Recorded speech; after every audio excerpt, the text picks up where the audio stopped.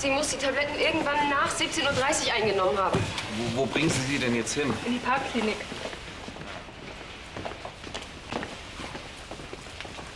Was ist hier los? Tanja hat versucht, sich umzubringen. Hoffentlich ist es nicht zu spät. Keine Sorge, sie ist in guten Händen. Die Kollegen von der Parkklinik arbeiten wirklich ausgezeichnet. Ich hätte nie gedacht, dass Tanja sowas tun würde. Und ich habe wirklich geglaubt, sie hat uns etwas vorgespielt.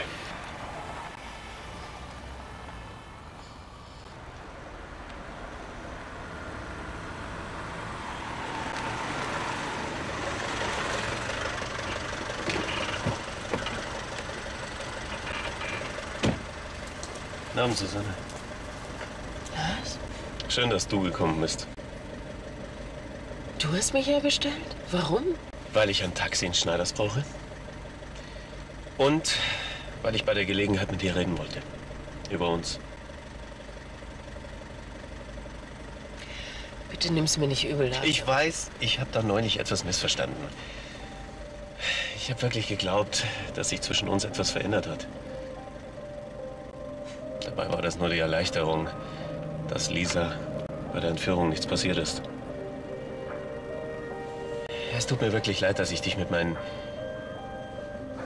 Annahme so überfahren habe. Vor allem, dass ich gedacht habe, dass es dir genauso geht. Ist schon in Ordnung. Tja, dann hoffe ich, dass nichts mehr zwischen uns steht. Klar. Bringst du mich jetzt in Schneiders oder willst du die Uhr noch weiterlaufen lassen?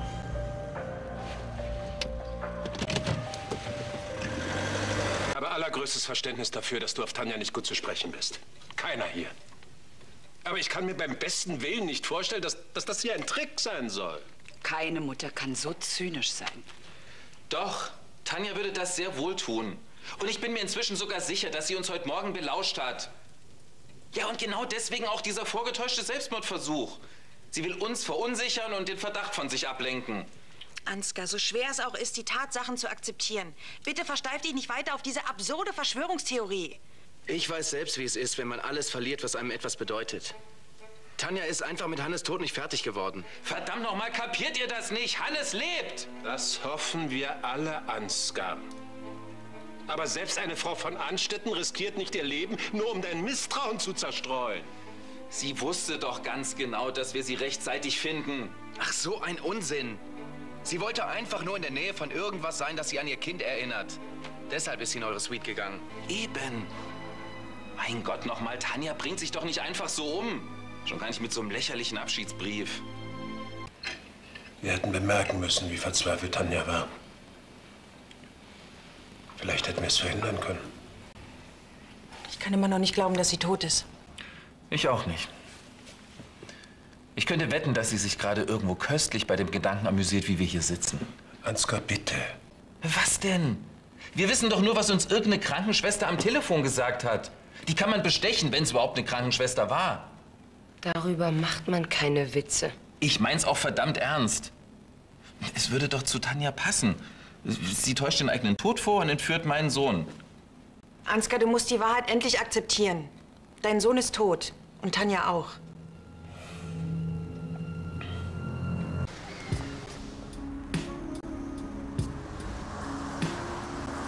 Danke. Stimmt so. Danke dir.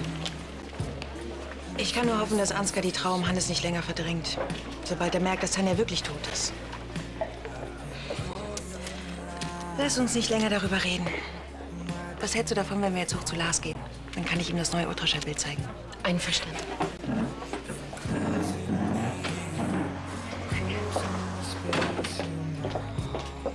Hi, hast du eine Minute? Das können wir gerne mal wiederholen. Ja, das wollte ich dir auch gerade vorschlagen. Oh, Bei dir ist ja ganz schön was los. das wird der Postbote sein. Nicht weglaufen. Guten Morgen. Oh, stören wir? Nein, ich wollte gerade gehen. Ich rufe dich an, ja? Mach das.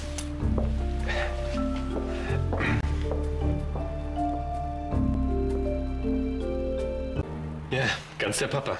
Wie ich es immer gesagt habe. Ja, ein paar Monate kannst du das von mir aus noch behaupten. Bin gleich wieder da. Carla von Lahnstein. Ja.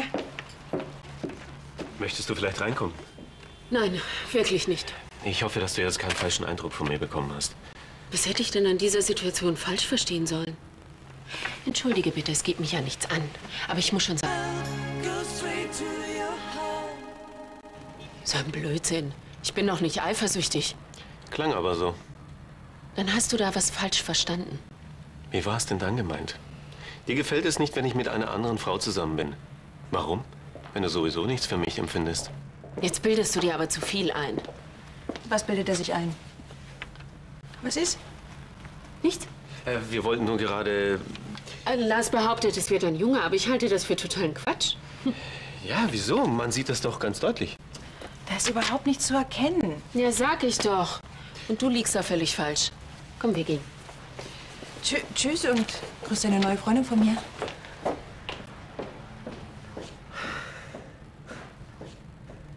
Vorhin hatten wir richtig Glück. Stell dir mal vor, wir wären früher reingeplatzt. Es wäre peinlich geworden. Aber ich finde schön, dass er jemanden kennengelernt hat. Freut mich für ihn. Ich hätte was anderes von ihm erwartet. Wieso? Naja, es kam mir ziemlich wahllos vor. Du kennst die Frau doch gar nicht. Ich fand, sie sah ganz nett aus. Ich fand sie unmöglich. Warum? Was hast du gegen sie? Na? Nichts. Sie erinnert mich an jemanden. An meine schlimmste Feindin in der Schule. Grauenhaft. Sowas passiert manchmal. Ich kenne das. Janne, dagegen kommt man nicht an. Bis später. Tschüss. Ciao, Lisa. Ciao. Sag mal, Mama, kannst du mir mein Taschengeld heute schon geben? Woche für Woche die gleiche Frage. Nathalie. Ach, du bist ja ganz durchgefroren. Soll ich dir einen Tee machen? Nein, danke. Ich werde mich demnächst allein um die Belange der Holding kümmern. Ihr beide habt im Moment, weiß Gott, andere Sorgen. Das kommt überhaupt nicht in Frage. Also nur weil Hannes verschwunden ist, heißt das noch lange nicht, dass ich nicht arbeiten kann. Im Gegenteil, die Abwechslung wird mir gut tun. Ich denke nur, dass Nathalie dich jetzt braucht. Ja, die Holding braucht mich auch. Degenhardt hat uns oft genug dazwischen gefunkt. Wir können uns jetzt keine Schwächen leisten, Vater. Abgesehen davon muss ich mich wohl um die Suche um Hannes kümmern. Die Polizei scheint ja nicht in der Lage dazu zu sein. Glaubst du immer noch, dass er lebt? Was ist denn mit euch los? Natürlich lebt er. Das glaube ich nicht nur, das weiß ich sogar. Ansgar, willst du wirklich schon wieder los? Ja, ich treffe mich gleich noch mit dem Privatdetektiv wegen Hannes. Danach gehe ich ins Büro und arbeite ein paar Sachen durch. Bleib wenigstens nicht so lange. Ja, versprochen.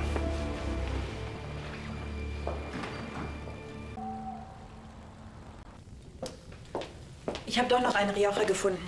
Hier. Der wird dich schön von innen wärmen. Danke. Komm mal her.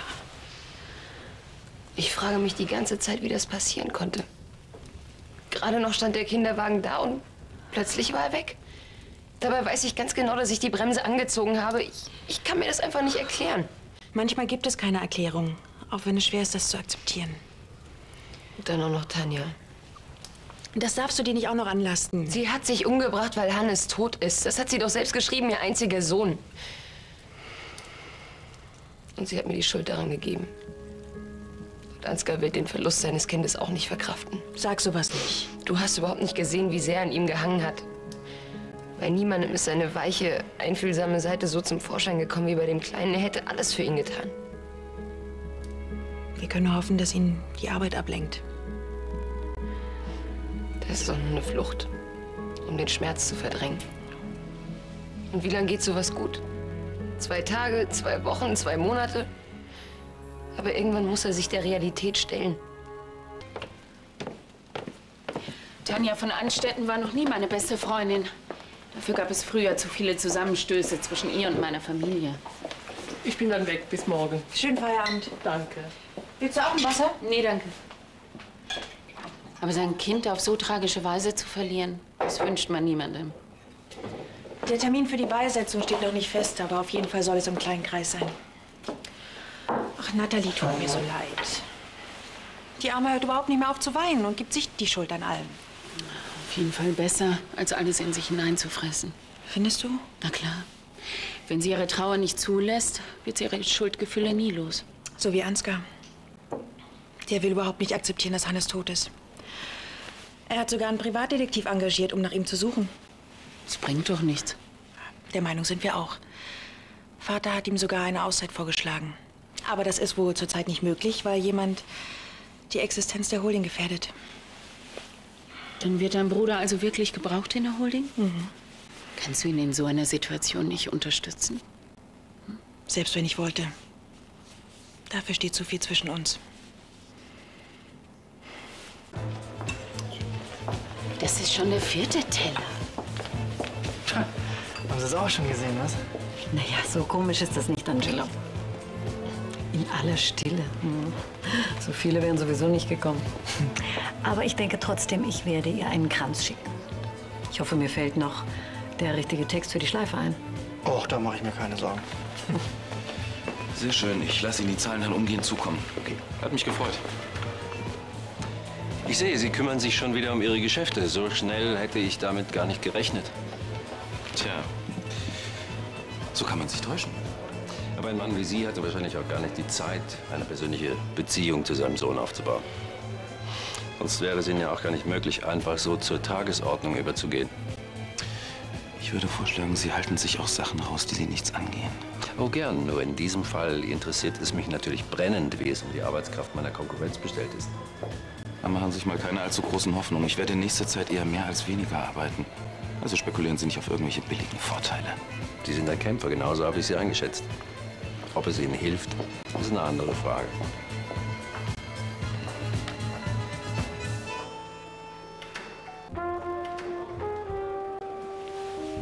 Was hast du vor? Ich bin gleich wieder da.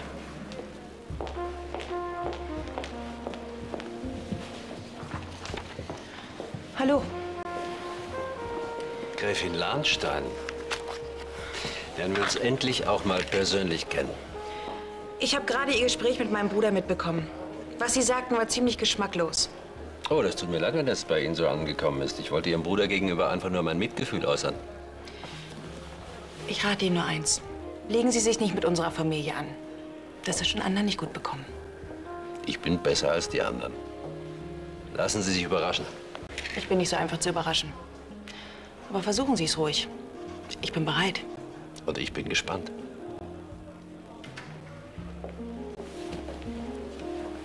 Vorsicht, Stufe.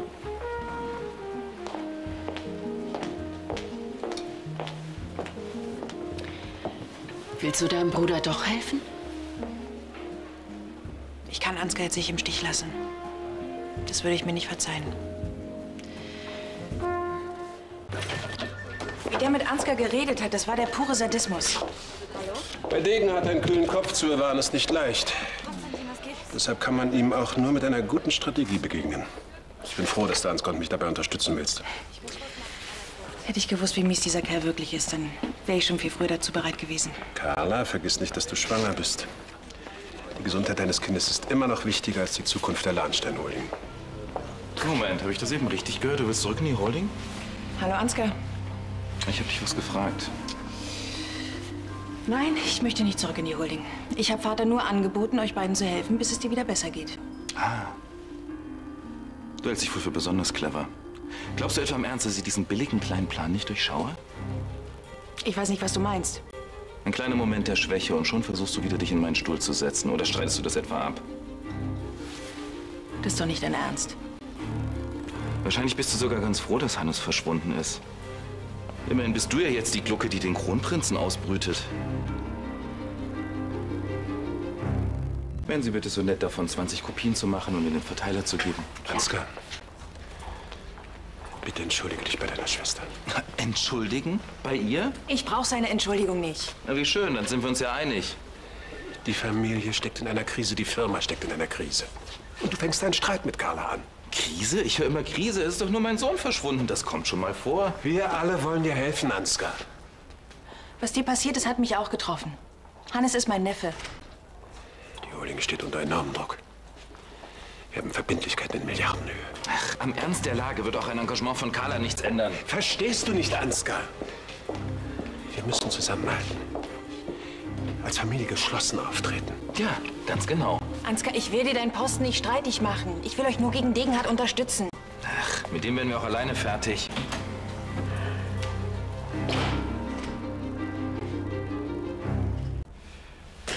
Also schön, ich nehme alles zurück. Carla, ich entschuldige mich bei dir und ich freue mich, dass du uns unterstützen willst.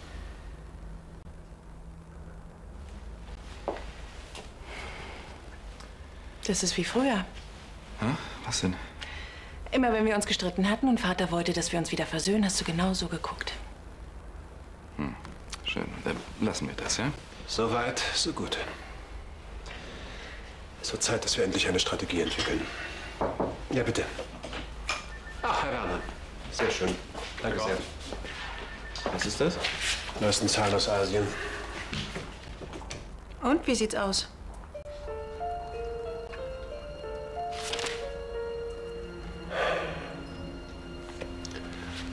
Verlust in zweistelliger Millionenhöhe. Die Geschäftsentwicklung in Asien war doch bisher eigentlich ganz positiv. Ja, du sagst es.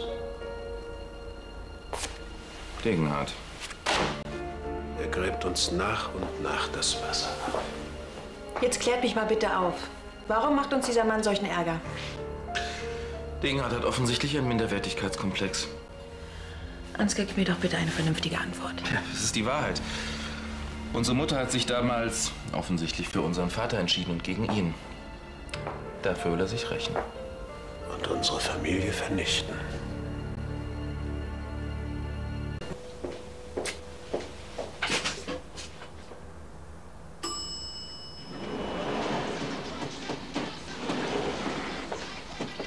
Hallo?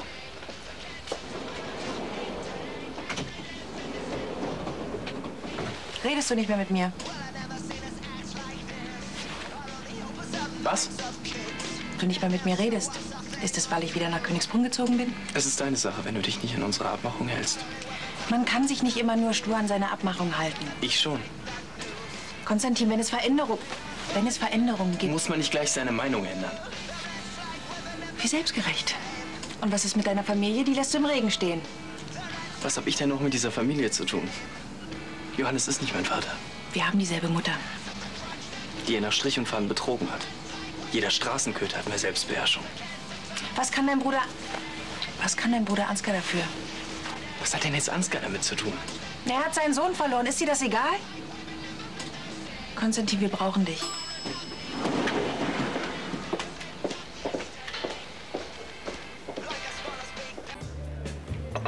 Konstantin, hast du es dir doch überlegt?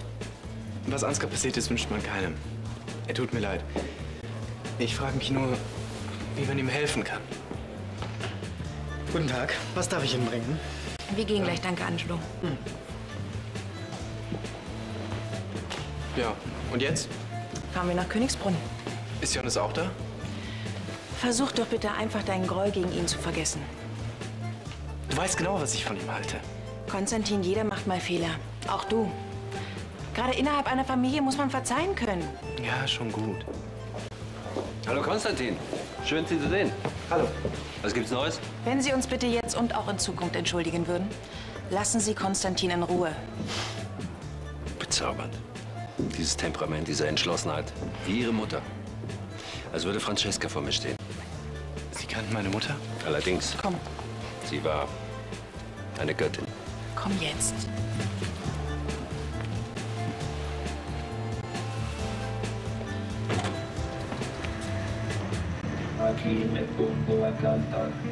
Ist bestimmt ungewohnt für dich, wieder hier zu sein, hm? Sieht aus wie immer. Du hast während der ganzen Fahrt keinen einzigen Ton gesagt. Man muss ja nicht immer reden, oder? Du bereust es bestimmt, wieder hier zu sein.